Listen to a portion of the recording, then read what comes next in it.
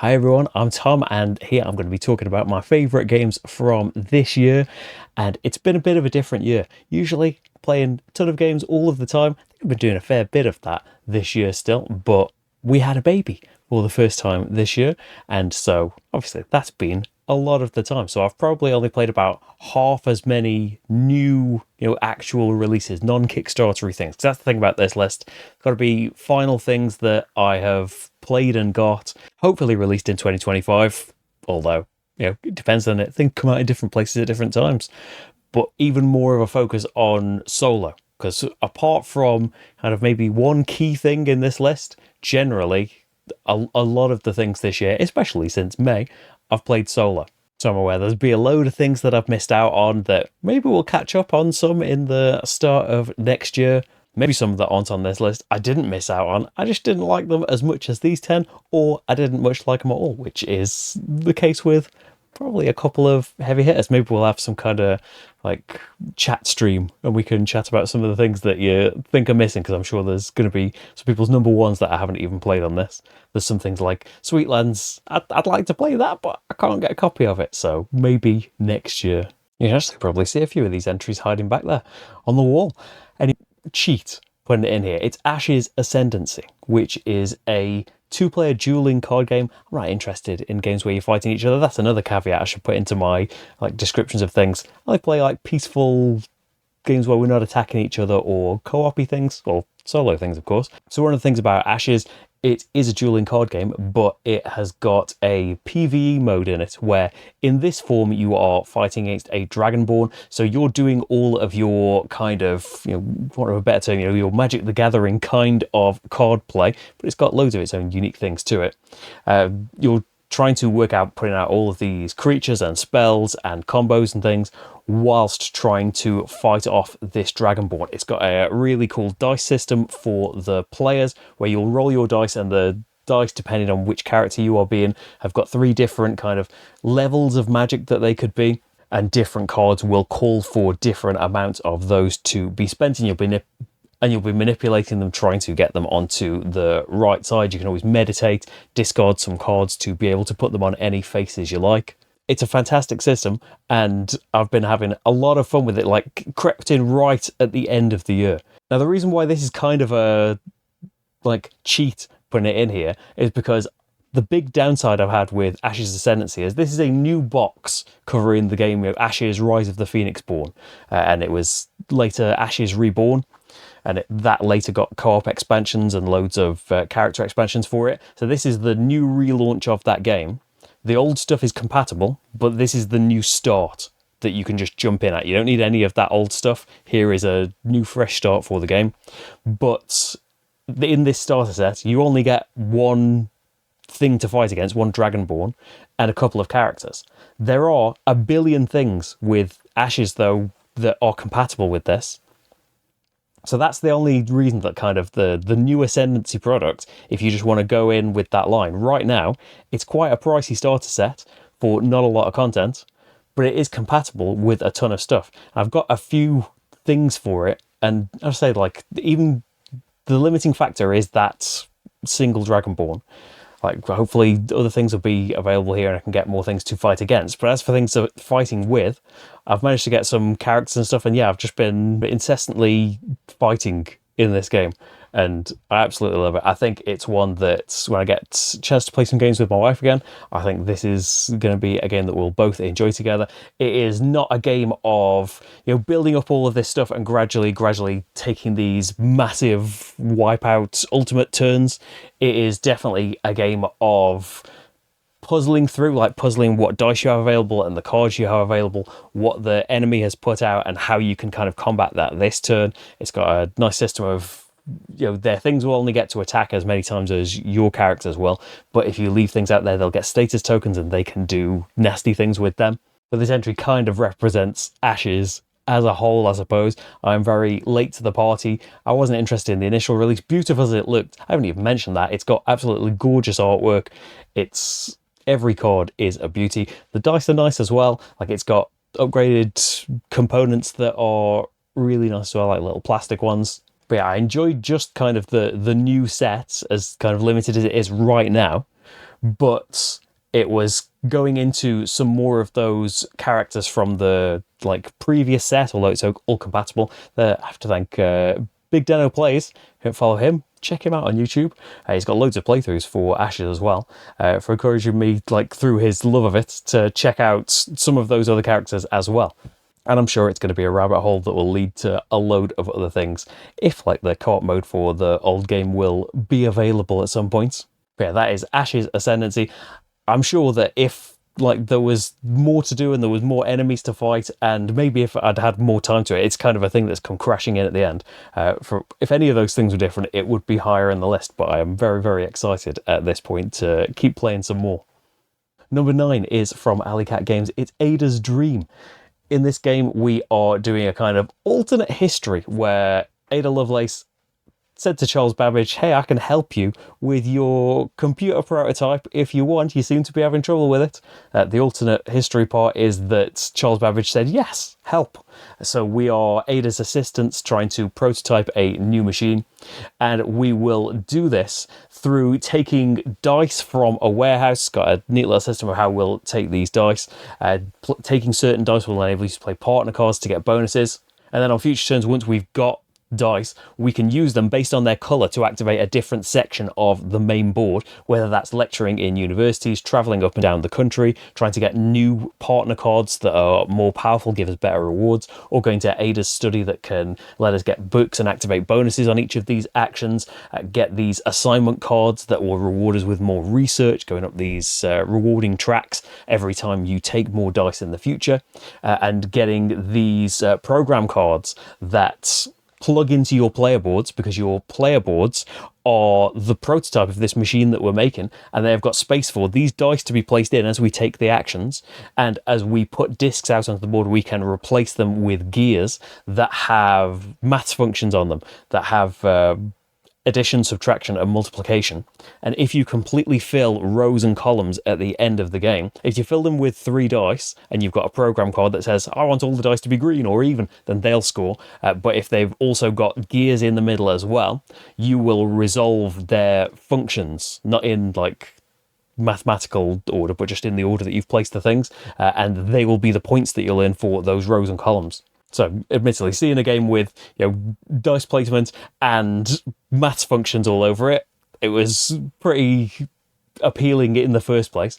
But yeah, it's been really satisfying playing the solo mode of it. It's got a great, easy to learn solo mode as well. The bot ignores a lot of the things, a lot of the normal rewards that they would get, and goes up this reward track instead. That at the start of the game they aren't going to get many rewards on it, but every time it loops around the die ticks up, and they will be getting more and more on that track as they go up. It's another game. I said about Ashes, so I should say about Ada's Dream. It's got gorgeous artwork and lovely components, and yeah, I just think it comes together really well to make a satisfying game. Ada's Dream. Next, for the second year running, and what's now starting to be a tradition, it is a 52 Realms game from Postmark Games. This is 52 Duels. Postmark Games make print and play games that often they are either roll and write games, a lot of their earlier ones are, or the last couple have been played with a deck of cards. You just need a deck of playing cards to either have a dungeon crawl, that's what 52 Realms Adventures was. This time we are fighting against each other. It can be a 2-player dueling game if you want. I don't want. So what I'm talking about is the solo mode of it, where there are different characters that you can play as. There's a rogue, a barbarian, a priestess, and a merchant. At the time of recording, Postmark always add more stuff in their games later. You pick someone to play as with their own unique set of abilities, and in the solo game you can play as against a nemesis version of one of the other characters. You'll have a hand of playing cards, and you have got abilities at the bottom of your sheet that want you to eventually play cards to them of the same number, of the same suit, a run of numbers, or a full house, and they will activate different abilities based on the character that you're playing. You can level up by playing high ranks of cards to level up slots to try and unlock more abilities later, or you can play cards as items based on their suit that will let you manipulate what cards are, heal them back, be able to discard and redraw more things. And as we are attacking each other, everyone's got their own unique defend ability. But as you take wounds, you discard cards from the top of your deck into a wound pile that you can heal from, depending on who you are, if the priestess finds it a bit easier to heal. But it's harder to get things back generally from that wounds pile. Things that just get discarded because you're using them to play get shuffled back into your deck as you go through. And so as the game goes on, you are getting more powerful. Hopefully, like, you've been able to play cards to these abilities. The longer you leave them and play more cards to those abilities, the more powerful their effect will be. But you'll try and level up and get some of the powerful abilities happening. But as the game goes on, your deck will be whittled down as well. So not only does it start being a bit of a panic mode that I'm running out of health and things are getting tricky here, cards in your deck have been removed, and it's going to be very hard to keep track of the exact things that are going to be gone. So it makes it harder and harder to like remember what you have in activating those abilities. It's a really, really cool system. It's really fast playing game. It's like 15 minutes for a solo fight. It depends. Sometimes like some fights are quicker than others. The Nemesis is really easy to manage, and they are really competitive as well. There's always going to be, you're playing with playing cards, so if the bot gets like lucky draws and gets to level up really quickly, it's not like you can't do anything about it. There's still like ways around it. Just because they got to level up earlier, it means they haven't activated any abilities earlier on, and yeah, it's not like it's a huge deal in that, but it's always going to be a factor in a game where you're trying to make up suits like that. But it's about kind of manipulating what you've got. There's, with the items especially, there are often many ways around what you want to do, and playing to the character strength as well, which just like what was true with 52 Realms Adventures.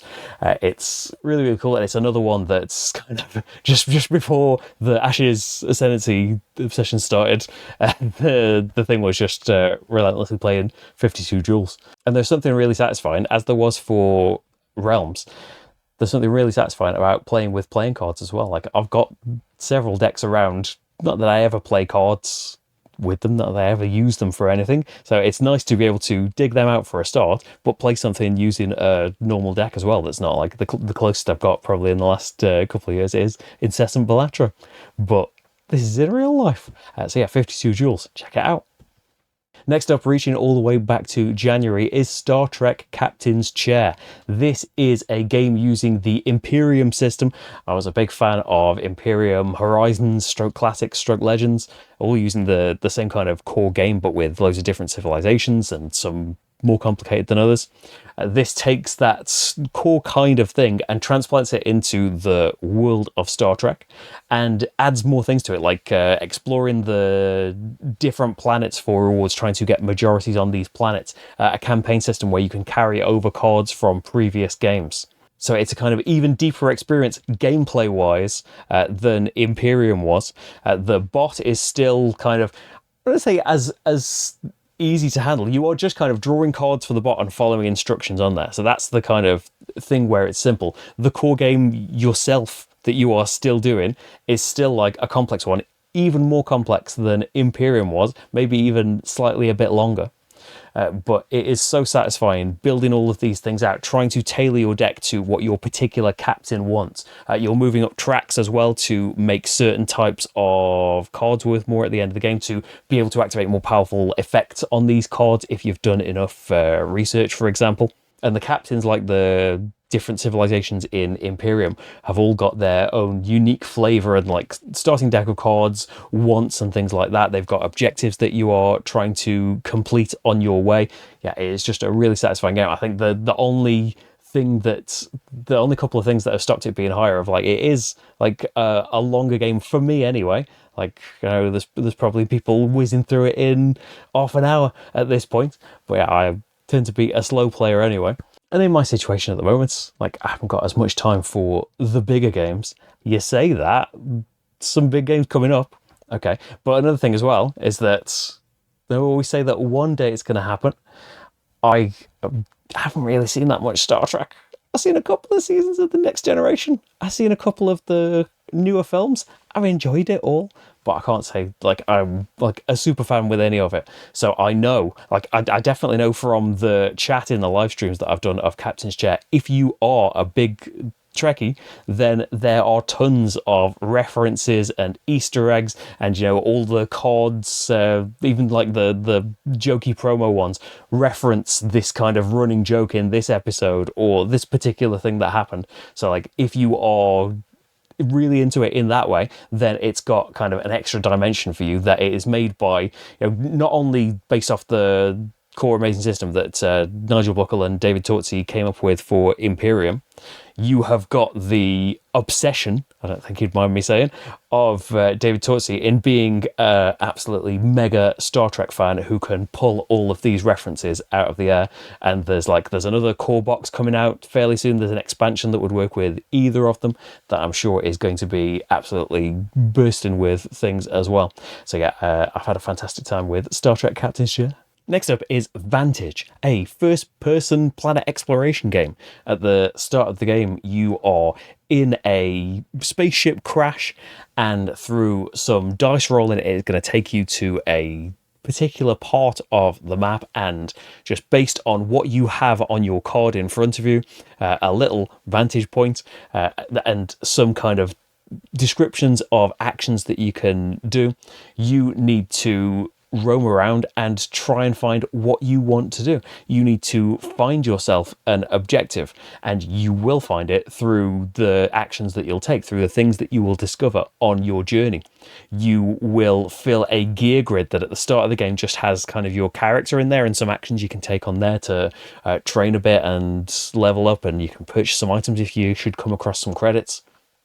There is an absolutely huge world in there. There is a great big map and so much stuff that I've played it about 8 or 9 times. I could say that.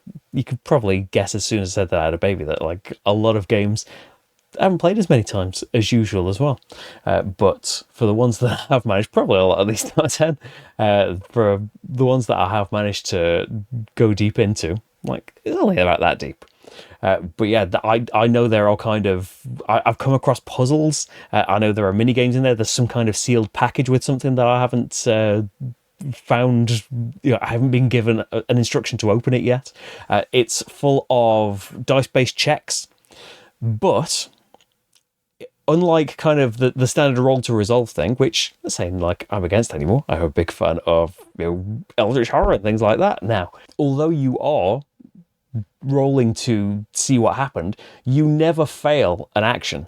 The consequences of rolling the dice are always this is how you succeeded, but at what cost? And you have got various time and health and food tracks that are kind of counting down your doom, but you can always spend skill tokens to cause you to roll fewer dice, and you have got places that you can put these dice on your gear grid as well. They will have dice slots on top of certain cards that will allow you to put otherwise bad results away, and hopefully you can then use all the dice from the pool and get to refresh all of those slots so you can use them again. You can flirt with these huge beings and get more help from them. What else do you need to know from that? I think I was given a mech suit by some pirates at some point at the start of the game, and so that became my starting goal. Well, let's turn this into something. Let's go down this path. There is just, as you would kind of want from this game, there is so much exploration in there. There are so many hidden goodies that I'm sure if you got to play this over and over and over again, there is just so much to find in there, and it has been exciting in all of my plays so far. They have all felt very different. I've always ended up with fairly different gear grids. I think I've probably only been in the same locations as other playthroughs a few times in there. It's another, I think we could say across the board, they're all gorgeous looking games with lovely art.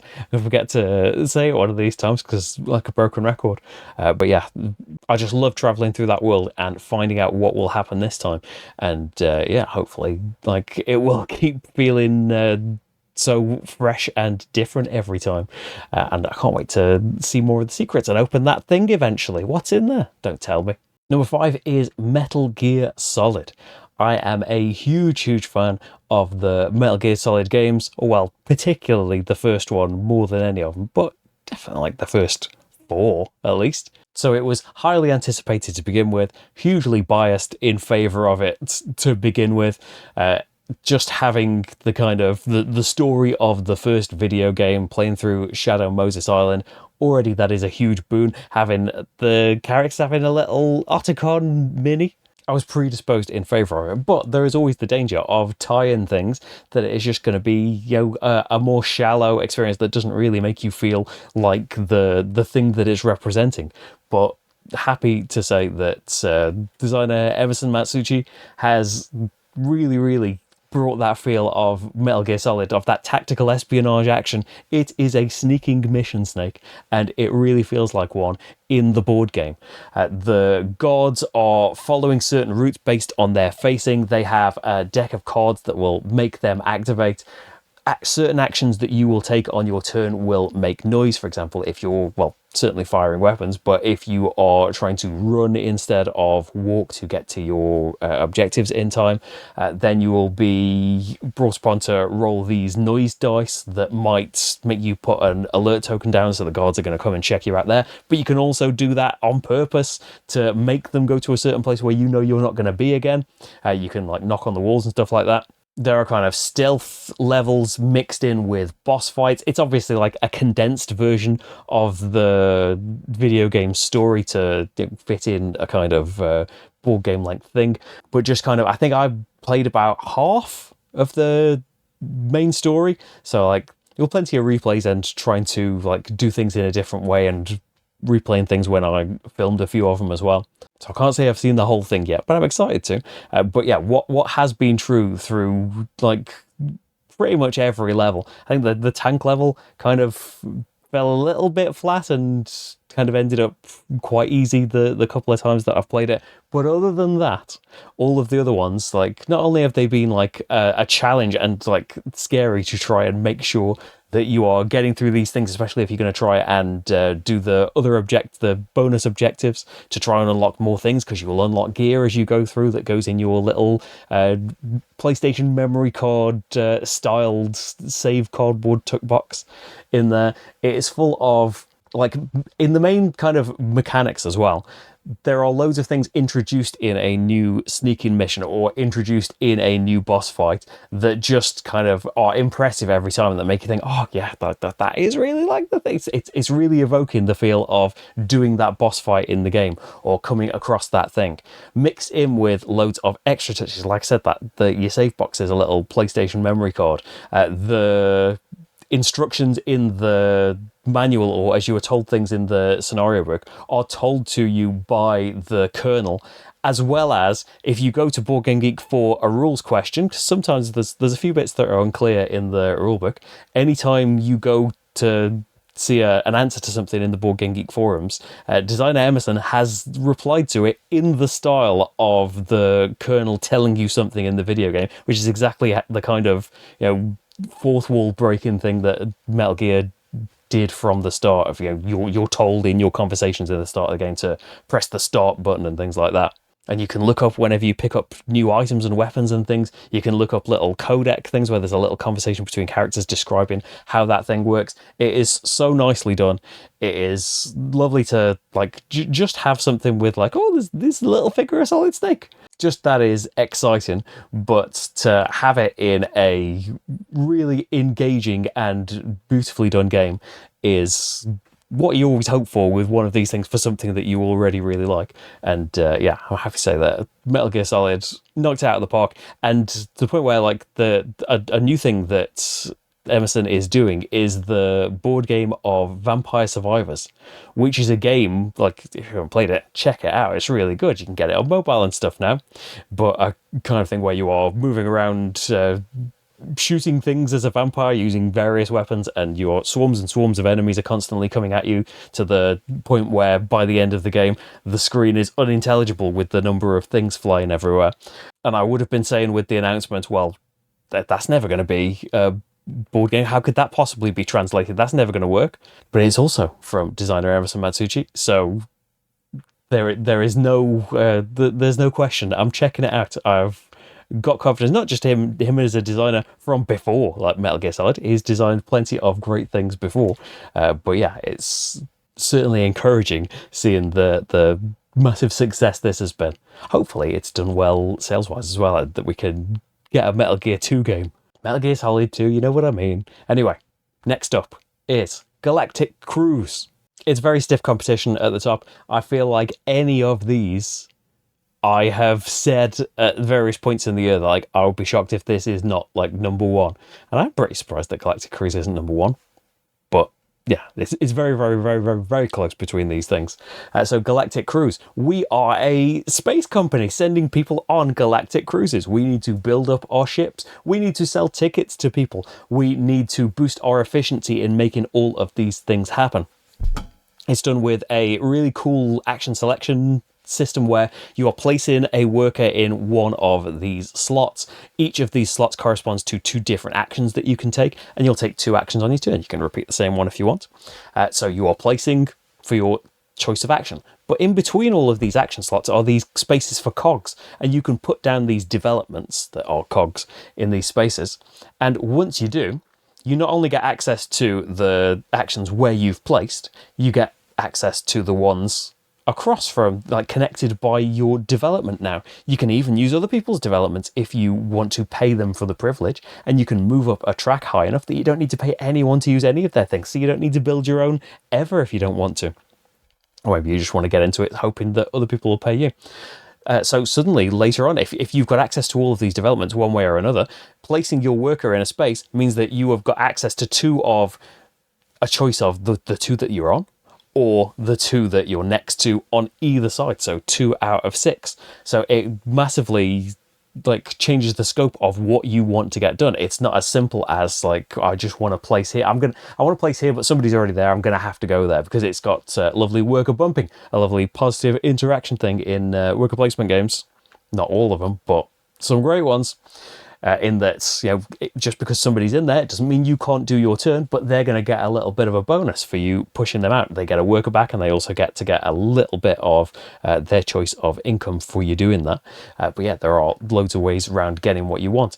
You can move up and down a reputation track to get access to money or ads or fuel and things, because you need a load of stuff to enable a launch to happen.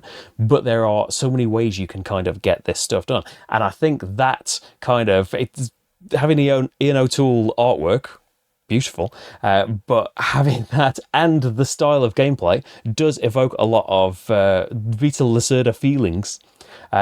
It's like definitely a more accessible one, I would say. But yeah, it gives you that thing of having an innovative action selection mechanism, and the core loop being that you want to get people on these cruises. You don't have to go and do a load of cruises. There are a load of ways to get points. But having these particular objectives and a load of ways that you can get them done, in that, like, the reputation track feels like the track in The Gallerist, which could be used to get money in there at any point. Well, here it's for a load of different types of things. There are 4 different technologies that kind of bend the rules of the game that you can put a development under as well, rather than just linking up the actions, and they will let you bend a particular rule, but also other people can use that bent rule if they are willing to pay you for the privilege. It's engaging, it's fast-paced, it is beautiful. While I'd say, and I imagine loads of people have, you know, echoed the Lacerda feelings, it is very much its own unique game. It's just got that kind of kinship feeling to a load of games by a designer that I absolutely love. So yeah, another one that I was predisposed to be excited for and like on the way to it. I got a demo at Essen last year from Paul Grogan, who has been a big cheerleader for Galactic Cruise since the Kickstarter, and yeah, it's absolutely right. It is absolutely amazing. It's on Board Game Arena, so I'm sure a couple of these will be. I think it's the first one, actually, of these games that I've said so far that's on Board Game Arena. If you want to check it out, if you're wondering, it's a big game, it's a big purchase, but yeah, you can check it out on there. Even the solo mode as well. It's got an absolutely fantastic solo mode too, and I think you can try that out on Board Game Arena as well. Time of recording. Yeah, Galactic Cruise, a staggeringly good game, and I am looking forward to many, many plays in the future. It's absolutely fantastic, and I'm very much looking forward to the achievements expansion that's on the way. That's a kind of campaign style thing. There are a couple of expansions for it now that add different ways of playing. That they've got like rooms that link up with different bonuses if you can match the sides of them, and their own like particular flavors too. Yeah, it's fantastic what is available so far. I'm a backer of the future one, very excited. Check it out, Galactic Cruise. Number 3 is the Anarchy. And I thought, what? Anarchy's not number 1. We should just do joint for all of these things. The Anarchy is a sequel to Hadrian's Wall. This is a flip and fill style game. But like we're saying for Hadrian's Wall, that it's a flip and fill game with a lot going on. You know, it may look like, if you're just glancing at it for the first time, like a great big spreadsheet. There are so many boxes to fill in, so many little things going on. Well, what if you took that from Hadrian's Wall and added more things to it? That is the Anarchy. I have to say, as someone that was obsessed with Hadrian's Wall, played through that whole solo campaign, I've played it so many times, and I would keep playing it. The Anarchy has kind of swooped in and replaced it by being that very similar core thing of getting all of these resources in different things like wood and stone and stuff, and the different kinds of workers, having similar ways of, you know, spending those to go up particular tracks, unlocking bonuses in income and things like that, but just adding more of everything. The right sheet with all of the various mini games on it. There are more different kinds of things on there this time, and everyone is very tempting to try out. There is a whole separate section of these different castles, and one of the things that you can do over the course of a round is get enough military strength and resources and things to go over there and attack these various, you know, non-player castles for rewards, and also fewer punishments, because if you get held back on that track, then you'll get less choice of these points cards later. You'll go further back in turn for picking those, although I've only played the Anarchy solo, so it's like you versus the bot. You won't get a choice of your path card if you lag behind on that. It's got another fantastic solo campaign built into the booklet in the box. It was a free download in Hadrian's Wall, so it's not like you had to get an extra thing for that, but there is actually a book in the box for the Anarchy to do it, and it is even better than the solo campaign for Hadrian's Wall in encouraging you to go down these different paths, giving you, you know, challenging objectives and things. But I would say even without that campaign, the various sections and, you know, mini games in the right sheet, as I said, they are all more enticing now. But I'd say that there's kind of areas, particularly like maybe the gladiators in Hadrian's Wall, they're like, oh, I tried it in the one bit of the solo campaign that made me, but generally I don't really like the risk of doing that thing. There is just so much that is just like, I want to try all of these bits. Which one am I going to prioritize based on what I've got? But yeah, it is even more satisfying. If you're a fan of Hadrian's Wall, then yeah, there's just even more for you to love in this. If you haven't played Hadrian's Wall, I think that's available on Board Game Arena to give a go. But yeah, it may be trickier to jump in at the Anarchy, given that it's that core system with more stuff on top of it. The way you're getting attacked as well is more interesting. That in the originally in Hadrian's Wall, you were getting attacked by the Picts, and you needed to protect yourself from the left, center, or right. And you would draw these cards at the end of a round, and it would tell you where you're getting attacked from, and if you had enough strength on the various sides to defend there. In the Anarchy, you are being attacked. Your castle is being sieged as well at the end of every round by various methods, and you can see every method that you're going to be attacked by. But certain cards enter face up and face down. You can get abilities to look at the face down ones, but they will not necessarily say the direction that you're going to be attacked from. And one of the key things is, like, through progressing along tracks, you are building up the defenses of your castle in the towers and the walls and the gates and the moats. And you've got a little dice-based representation of your castle getting built up on the table as well. It is just so good. I've started the solo campaign, which was paused by the birth of my baby. But yeah, hopefully we'll get back to it at some point, because I've played it a good number of times now, and it is still just so exciting. Yeah, maybe I've had comments about like how like it looks like a spreadsheet. I would never want to play that thing. It is the most exciting spreadsheet you will find. It is so good. The Anarchy. Okay, getting right to the top now. Number 2 is Arydia, The Paths We Dare Tread, which you can find the extensive coverage, probably the most coverage I've ever given a game on this channel. You can find like 20 probably hour-long playthroughs for Arydia on here. This is an enormous box adventure game where you will alternate between these kind of exploration and story periods, and then eventually you will lead to a fight and you will have a puzzly combat session. The players are these outcasts that need to go around Arydia doing favors for people to try and get these tokens to, kind of earn our freedom, like redeem ourselves in the eyes of the world. And with that kind of vague goal at the start, you are set out into the world, go wherever you like on the map, and just go to places and explore there. It's got like the presentation of the game, like not just like in lovely artwork and stuff. Components are it's a big expensive game, but in that big expensive game, you get top notch things. Not just in the metal coins. The world map is a dual layered board with these punched out hexes, and when you go to a new place, you will flip over these hexes to see what you found there, and it's all resettable and stuff. None of it's legacy. When you come across a new enemy to fight, there are advent calendar style boxes that you will open a new door of and reveal the minis you're going to be fighting against, the player minis and all of the enemy minis. Not only are they all minis, they are all pre-painted. So you've got this kind of broad exploration on the world map, and you've got a travel system in there that is kind of, giving you exhaustion as you're trying to travel from place to place. And there is a travel deck that's going to trigger that, but there are also events that can get shuffled into these travel decks and make certain story things happen, and make certain things you will do in missions will add cards to those decks, and things will reoccur. Something that is like not a particular fan of Robinson Crusoe on the whole, but I remember that being a key thing to when we first played it way back when. The best thing about it was that you could sometimes do things in that game and it would shuffle cards into decks, and those story things that you did earlier on would come back to haunt you or come back to help you. But yeah, that's a really cool thing in Arydia. As you zoom in and go into the places on these hexes, there are loads of map sheets, and everything's organized into these boxes just as the game comes. The organization's great.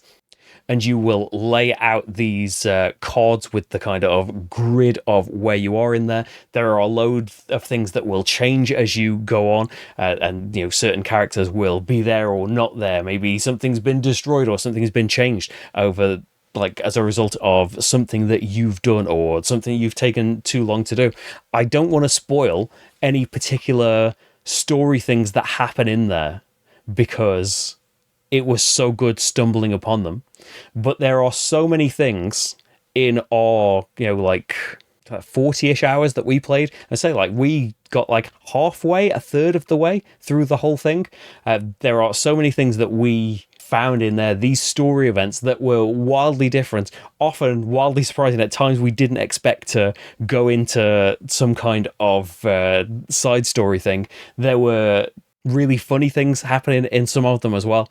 I was surprised by how inventive the game kept being at having you stumble upon these different things. And I want to just go into like some memorable examples, but I think that they are best left. If you'd like to check out, you might have to scrub through about 20 hours of playthrough to find some particular ones. But yeah, there were some absolutely fantastic things in there, and that is kind of the key. That we loved the exploration and the roaming around of it. And when there are NPCs in there, like, it's just me and my wife are each playing, so like, you will go into a town, you will go to a certain NPC that you can see on the map, and you say, I want to interact with that person. Okay, the other person or one of the other players will take control of that NPC. They are given some traits and maybe some mannerisms of that person, and are encouraged to act it out. You are given their responses. So in a kind of trying to emulate an RPG, as these things are often trying to do.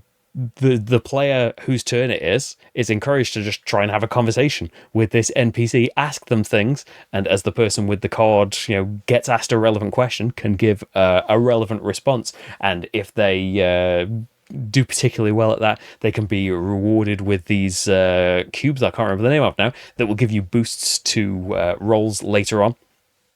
That part of it, that whole exploration thing, being the NPCs, coming across these exciting or funny or surprising stories, absolutely loved it. The other side of the game is, as I said, puzzly combat, in which you are given weapons and abilities and things that will attack in certain directions, and the enemies have these damage grids, and you are often doing damage, adding damage to these various points. Sometimes it will be a weak point that will kind of branch off and do some extra damage elsewhere, but it might power the enemies up, make them angrier.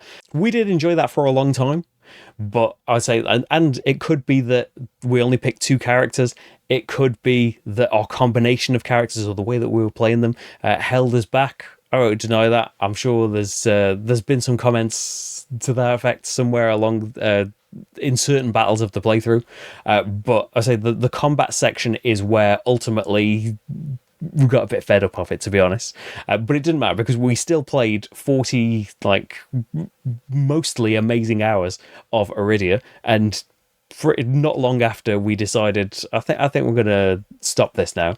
Our daughter was born, so we would have had to stop anyway. And Arydia is the last kind of huge thing that me and my wife have played together. So that is another thing that, like, not only was it mostly incredible experience and something very, like, new and different in the world of these big box adventure things that I'm always excited to try out. I want a big campaign thing. I might not have the time to finish big campaign things, but I always want to keep trying new ones. And I think on so many fronts of presentation, of design, of bringing that, like, I haven't played really a tabletop RPG, so, like, it is just imagining what it is like, or seeing people play it on the internet and imagining that's a representation of what it's really like. Maybe it is.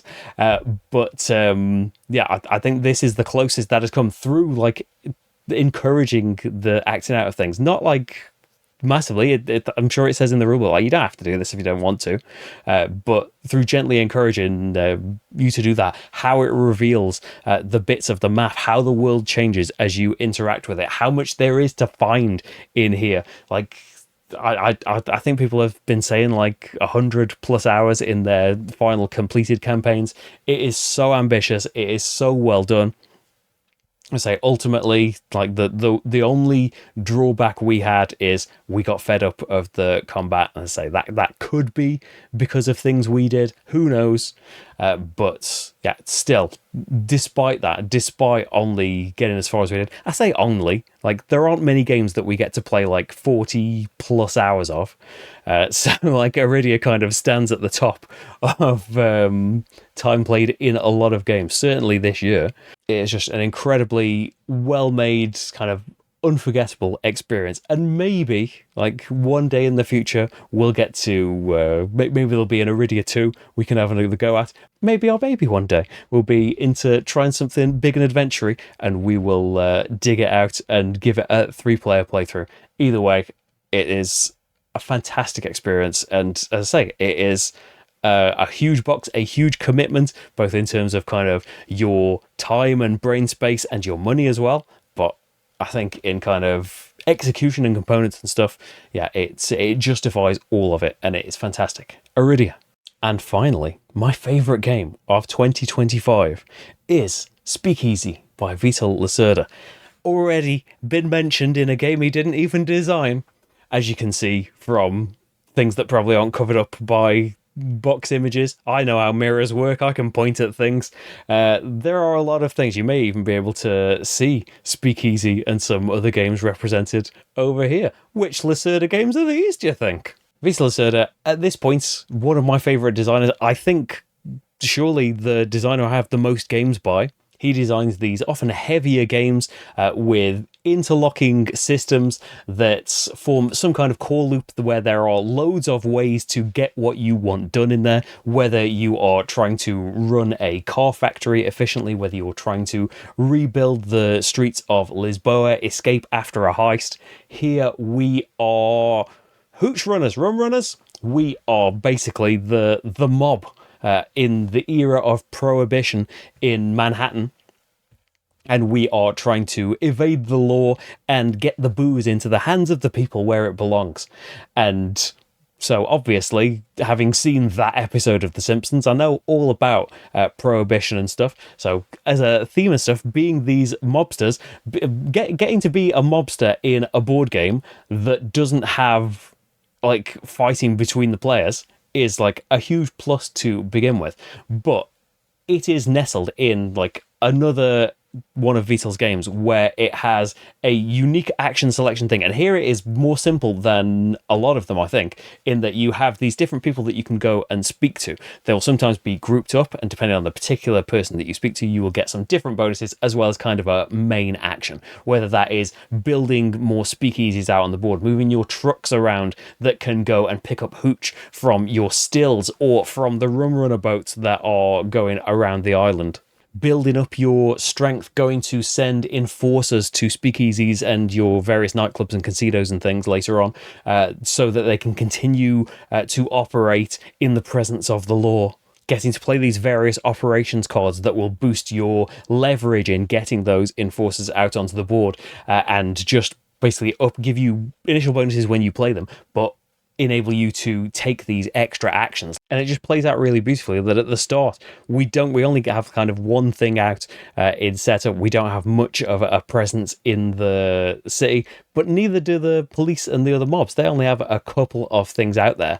But as the game builds up, the competition, like even at 2 players, or I have actually played it multiplayer actually back in them olden days this year, but yeah, I've played it a lot more solo. But either way, even just in the kind of 2-player representation, there is stiff competition for a lot of the land that is out there, and there is like always trades off of stuff of like you could go into somewhere that is nice and empty to begin with. You've got warnings of when police and other mobs are going to arrive in particular areas. You might want to go into a free one so you can, for at least a couple of rounds, you can just do what you like and not have to worry about any of that stuff. But eventually, it's going to creep up on you. Eventually, the police and the other mobs and the other players are going to swarm all of these areas, and it is going to end up really claustrophobic, and you'll end up paying a higher price to fight some of those things off later on. Because if you go for somewhere with a bit of competition earlier, that competition is a little bit weaker, and it's never going to happen again later on. There is a lot of freedom as to how you select these actions as well. That like it is worker placement, and only one person can go in a lot of the spaces that are out on the board. But there is a park location that you can come to, and if you are willing to give the person you are pulling out of an action spot a little bonus, then you can free up the spaces for yourself. There are often, as you would expect from a Vita Lucida game, a lot of different ways of getting what you want as well, of activating these bonuses and getting to take actions that you didn't necessarily need to go to the main board for. Getting together some lovely combos or extra activations of things, because it is a very tight game that you will have. I think it's 11 like worker placements, not necessarily like actions that you'll take, because sometimes things will certain turns will trigger more things than others, but yeah, you start out with 4 capos that you will place in these spots to go and have a word with someone, but as the game goes on, they will get whittled away. So in the final round, you're only placing 1 of them, you're only taking 1 action. So for lots of different reasons, it is a very tense, tight kind of a game. But yeah, it is. I feel like this is going to be maybe not necessarily the most simple one, but there is something about the way this is laid out. Maybe it is that kind of being a more like standard worker placement presentation in the corner, along with like all of these extra sneaky ways of doing things. Maybe it is just the flow of the game. Something particularly seem to flow about the learning of this. It is not a simple game by any means to get to grips with, and maybe having like a lot of experience with Visual games helps towards that. Maybe I've become desensitized and I'm out here saying that it was a smoother experience where other people would disagree. But yeah, I think there is something special about this, not just in the theme and all its exciting like life of crime and stuff. That was cool about Escape Planet as well, that yeah, in that you are criminals that have just done a heist and you are trying to escape with all of your money intact.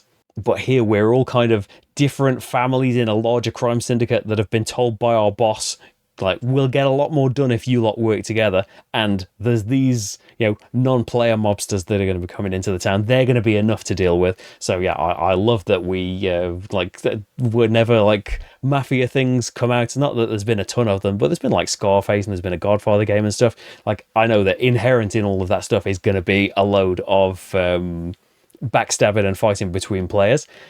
Perhaps you would say, as it should be, but it means that I'm not interested in playing any of those games. But that is another notch for Speakeasy. Say that like I can get involved in this theme that appeals, and we don't have to fight with each other. Absolutely fantastic for a player like me. But yeah, it is the kind of engaging, thoughtful, often puzzly gameplay that Beetle is known for. A load of different ways of getting what you want done, but through some combination of the theme, of the core worker placement, and I'm sure a very experienced designer and team behind him developing. It just works fantastically. The solo mode is so good as well. It is very, very easy to run. Like, it's just drawing a card and following some instructions. You are not spending an enormous amount of time on the bot's turn. The bulk of the game is spent concentrating on yours, yet the bot is still still behaving as an opponent would, which is kind of what you perfectly want. Like, as much as I love kind of involved AIs in games and stuff, like in heavier games, I'm finding it hard enough to concentrate on what I'm doing and get the things straight for me, never mind having to like keep track on what some other player is doing. But yeah, it's really, really well done in Speakeasy, and yeah, just massive congratulations to everyone involved, because it is possibly my favourite Visa Lacerda game now. It's really, really tough because it has always been the Gallerist for solo and Kanban for multiplayer. It's 100% top 3. But yeah, I think it may overthrow one of those. I need to play with my wife. Like, my wife hasn't been a huge fan of a lot of Beatles games, but she loves Kanban. So I wonder... And as I say, there feels like there is a flow to this that makes it more approachable than some. Like, not necessarily that it's going to be a lighter game, but something just seems to click about the learning and playing of this. That, like, but I can't say enough good things about it. Speakeasy, it will be coming back to the channel at some point. I have bent the rules here because I did say at the start, didn't I, that it's only things that have released, and it's only things that I've got final versions of that I've played. As you can see from my strange, like, box lifty thing here, that's Speakeasy. I've got a prototype of Speakeasy, but it's just that final things haven't made it to the UK yet, at time of recording anyway.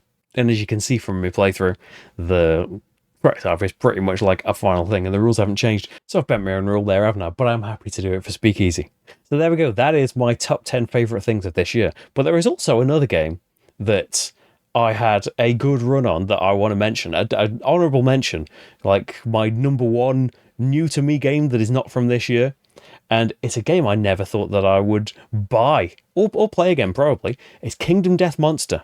Yes, keeping up with all of the latest things, I am jumping onto a game about 10 years after it came out, and it is always something that I kind of looked at from afar and being like, oh, I would like to try that out, but like, when they make a standee version of it, if they ever do that, then yeah, the price tag is just too high. And it is like, I know that it comes with lovely minis, and it's got all of this involved. Like, you can put particular armor on your things, you can magnetize it if you want to, you can do all of this fancy stuff.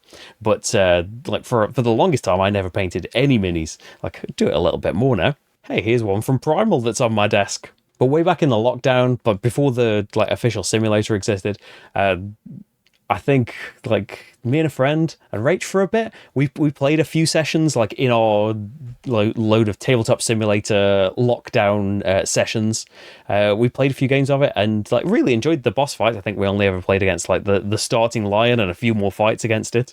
And kind of thought, I really enjoy this. I really like the AI card system and the loot system. And, oh, we're starting to build a settlement and things like that. And it's like, oh, like this, but it, like a lot of things in those tabletop simulator things, kind of fizzled out and never went anywhere. I didn't really think about it much, and I don't really know what spurred it on this year, but I know that like the combination of whatever brought it back up in my mind and finding a deal of getting it for still a hefty price tag, but half the hefty price tag that I thought it was. I got it in physical form, and while I've only played it, I think about 12 times. I say only, like, it's like, I've had a baby. Like, any game getting to anywhere near those numbers is unprecedented this year. But like it's kind of a combination of what's hit me over the edge is Big Dano Plays. Another mention. He has done like loads and loads of playthroughs on his channel, but loads of series of Kingdom Death Monster. And in the umming and ahhing of do I take the plunge and try this thing out, I had been watching one of his older series and started to see some of the things that can happen in it. Like I knew that you go out in hunts and there's like a table that you roll on there and loads of random events can happen. But seeing like a few sessions in to how settlements build up and seeing like an experienced player, like someone who knows what they're doing, make good choices in there and start to bring this kind of deep sprawling thing out of all of these various places where you can build all of this gear, the different events that can happen to your settlement, the different technologies that you will end up unlocking and how they branch out and how they unlock more things and unlock more actions for your characters to take in these fights. I have really enjoyed the battling side of it. It's a lot of dice chucking and stuff. The gear grid is nice. You are building up these cards that have, like they often have. Here's a bit of Kingdom Death on the table that's been on the table for months now. I haven't played it for a while at this point. But they've got like little colours in various sections of the cards. And if you can match up those colours, you will often unlock special abilities on cards that require it. The fights have been fun, and the 4 probably different bosses that I've fought against have all been like wildly different, often like really, really tough, but a blast to play through every one of them. But it is in the building of this settlement as well that I'm starting to see, like, not that I've done a good job of building it up, it's like my first proper play of it in real life, but seeing it evolve and seeing like the people kind of get XP, build up these abilities, get these fighting arts, get these impairments, and often die and not be available anymore. Seeing the kind of journey and the story that the game tells, that's kind of the key that I hadn't really been thinking about previously in seeing things about it as a boss battler, in playing the few kind of lighter sessions on Tabletop Simulator that we did years ago.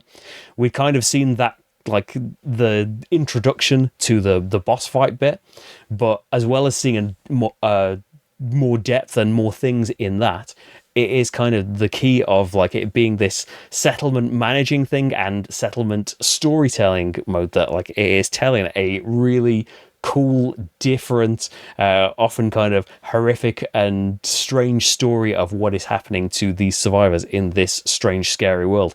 And I know there are like one of the things of coming to a game like 10 years on is that there's so many expansions and extra things to this. And when I see like people making new playthroughs of it, they're using things like beyond my mild comprehension of the base game. So I know there's a lot of things to explore. I've only played those sessions solo. I would love to, like, as we get gaming sessions in the future, I would love to try it with some friends and see how we go through a session if they're up for that. But yeah, it's something that I've been massively drawn in by this year.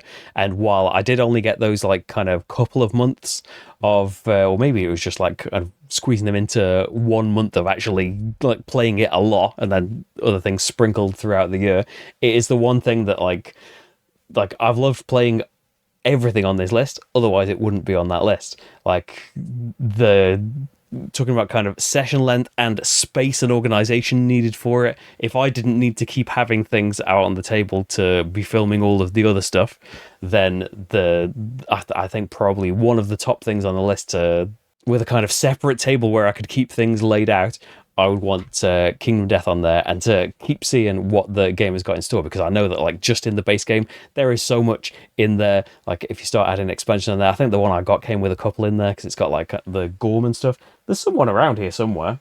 There you go, there's an angry lion, there's a scary antelope. I can point things in the right direction. And I do feel in a way daft of like, hey, have you heard of this thing, Kingdom Death Monster, that everyone has been playing for like 10 years? There's a part of that to it, but until probably a few years ago, when I was still Mr. I don't want to roll to resolve anything, I was still kind of in that mode when we played it on Tabletop Simulator, and I enjoyed it though. Definitely, if I could have afforded it and would have been on board with it all that time ago, I probably wouldn't have enjoyed it. So it's taken this amount of time to kind of jump on, but I am very, very glad that I did. And having things like when I did the videos for Aeon Trespass Odyssey, which is also fantastic and kind of builds off that core Kingdom Death thing. It got its own systems and its own like unique escalation stuff in the call it Triskelion.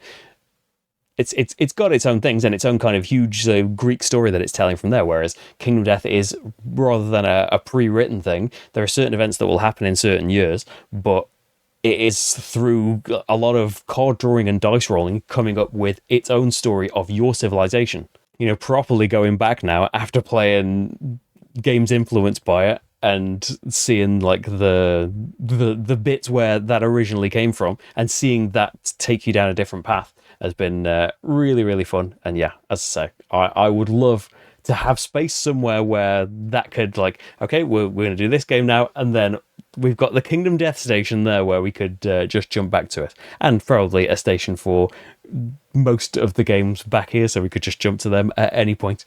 But yeah, space, time, got to be restricted somehow. Anyway, that is my top 10 games that released this year, and an extra one that didn't release this year, but I have also been pretty wowed and obsessed by. So what were yours? What have I missed off this list? Hey, I probably haven't gotten around to it yet. It might not have released here yet. Maybe I did play it and didn't like it. I'll see if we can have a chat stream at some point to have a talk about some of them. But yeah, let me know in the comments. In the meantime, have lovely Christmases, everybody, and I will see you. There'll probably be a playthrough in a few days, actually. I think there's a tapestry one. But yeah, I will see you next year for more live-y things. Thank you for all of your support. If you would like to support me, you can subscribe and do all of that stuff if you would like to. But there is Patreon, there is YouTube membership. There are links down below for all of that stuff. It's how I'm able to do any of these things. Thank you so much for all of your support this year, whether it's through those things, whether it's just through watching and subscribing and stuff. I really appreciate all of this. I love doing this. I love board games. I love making videos about them. And yeah, let's keep it going, eh? Bye, everyone. Bye.